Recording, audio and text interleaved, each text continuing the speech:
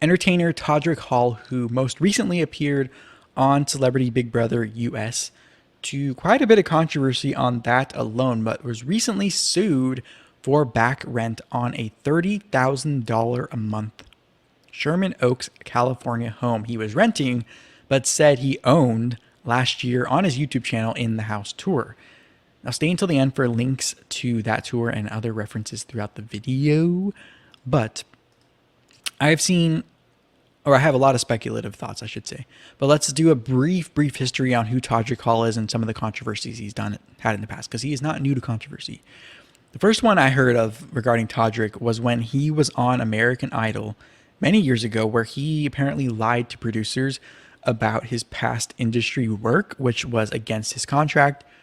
Famously, American Idol in the early days was for people who never had a contract with any record company or whatnot.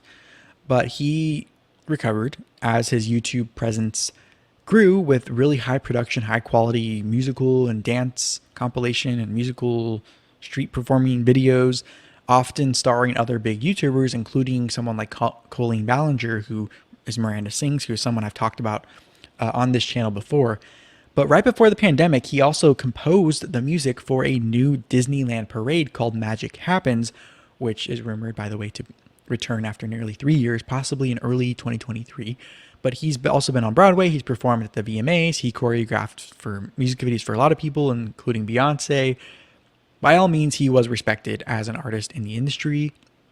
But once he appeared on Celebrity Big Brother US, his manipulation and some would say evil ways of playing that game were exposed to the world, and apparently it was not unique to the Big Brother house, as many of his skeletons came out, including how he owes people money, a lot of people money.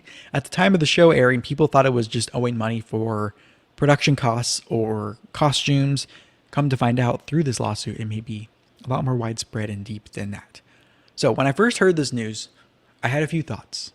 One being, was the landlord more quick to sue because of the news coming out of Big Brother of Todrick owing people money?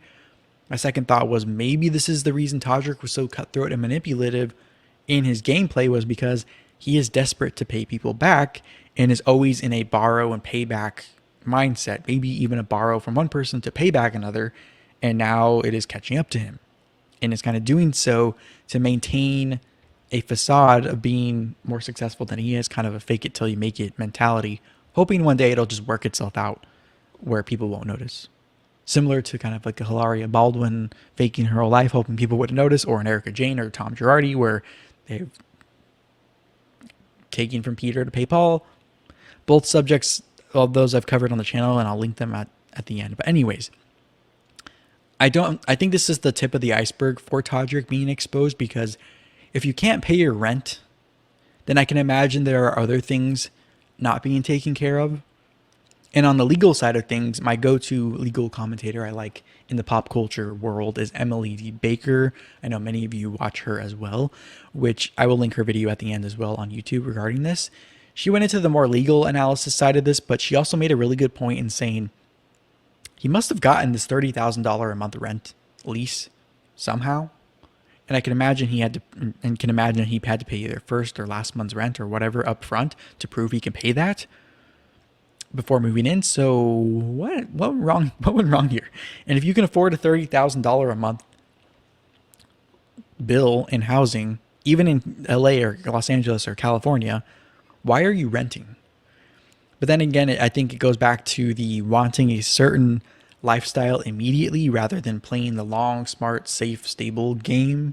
And it continues to give a lot of industries and communities, unfortunately, a very bad look to see someone like this so blatantly faking parts of their lives. But he did, in a house tour last year of the house, say he bought this as his dream home. And now, of course, knowing he played Big Brother how he did and what came of that, it doesn't seem surprising at this point that he would lie about owning that home. It is shocking, though, to know someone so visible is capable of that kind of deceit so openly at this point.